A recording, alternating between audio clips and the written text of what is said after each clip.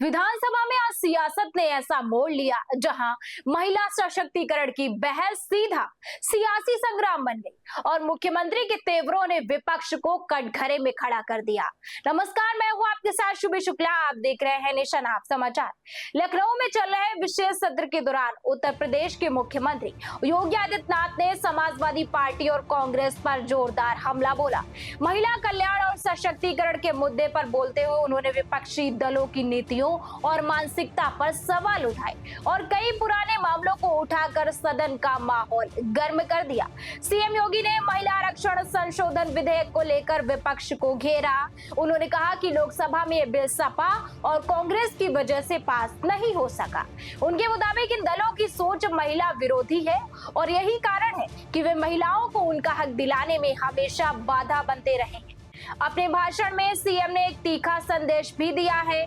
काले कर्मों से जो महल सजाते हैं वही इतिहास में कलंक बन जाते हैं। इस एक पंक्ति के साथ उन्होंने विपक्ष पर सीधा हमला बोला और उनके पिछले कार्यकालों को कटघरे में खड़ा किया। हर व्यक्ति जानता है कि समाजवादी पार्टी की सरकार के समय स्लोगन ही बन गया था कि देख सफाई बिटिया घबराई।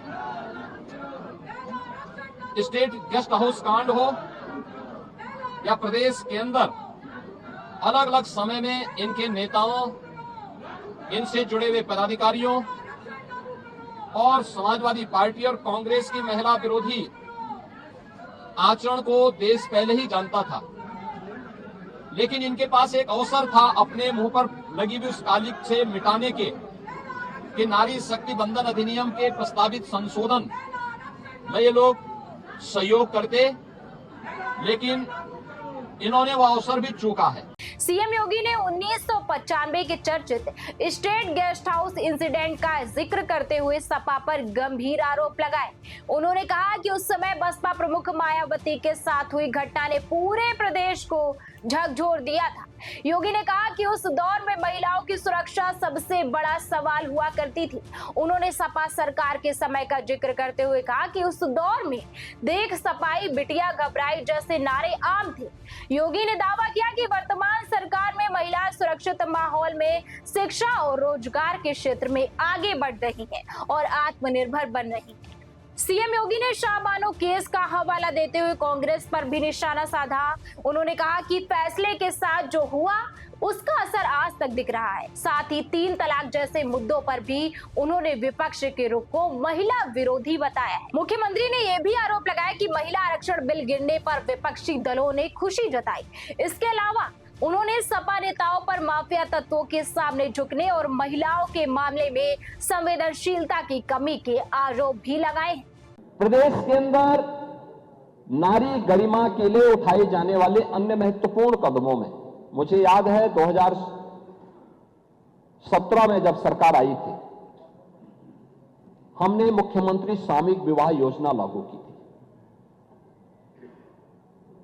मुख्यमंत्री सामूहिक विवाह योजना एक गरीब परिवार बेटी की शादी के लिए चिंतित न हो, समाज की भी जिम्मेदारी होती है। हमने तो बेटी कहा, हमने उसको भाजपा सपा में, भाजपा कांग्रेस में या दलों में नहीं बांटा था, जाति में नहीं बांटा था। हमने कहा बेटी की शादी के लिए, वो बेटी कोई भी हो, प्रदेश की बेटी होगी, कन्यादान मां बाप के साथ साथ सरकार के प्रतिनिधि भी जाकर के उसमें भागीदार बनेंगे, जनप्रतिनिधि भागीदार बनेंगे, जिलाधिकारी निमंत्रण पत्र छपवाएगा। ये पहली बार हुआ। ये लोकतंत्र ये है जहां जिले का सबसे बड़ा जो एडमिनिस्ट्रेटिव ऑफिसर्स है उनकी टोली उनका निमंत्रण पत्र छपवाती है और सामूहिक विवाह की योजना का लाभ मिल सके। 6 लाख बेटियों की शादी हुई है, तक 6 लाख, और समाजवादी पार्टी ने विरोध किया था इस स्कीम का। समाजवादी पार्टी ने विरोध किया था, आप तब भी विरोध किए थे। कन्या सुमंगला योजना के माध्यम से जब बेटी के जन्म लेने से लेकर के बेटी स्नातक तक की पढ़ाई कर सके, समाजवादी पार्टी ने इसका भी विरोध किया। हम 25,000 रुपए पैकेज दे रहे हैं, 26 लाख बेटियों को इस योजना का लाभ मिल रहा है। विधानसभा में सीएम योगी के इस तीखे तेवर ने सियासी माहौल को पूरी तरह से गर्म कर दिया। महिला सशक्तिकरण के मुद्दे पर छिड़ी ये बहस अब आने वाले दिनों में और भी तेज होने वाली है, जहां सत्ता और विपक्ष के बीच टकराव और भी बढ़ने के संकेत मिल रहे हैं। बने रहिए हमारे साथ और देखते रहिए निशान समाचार।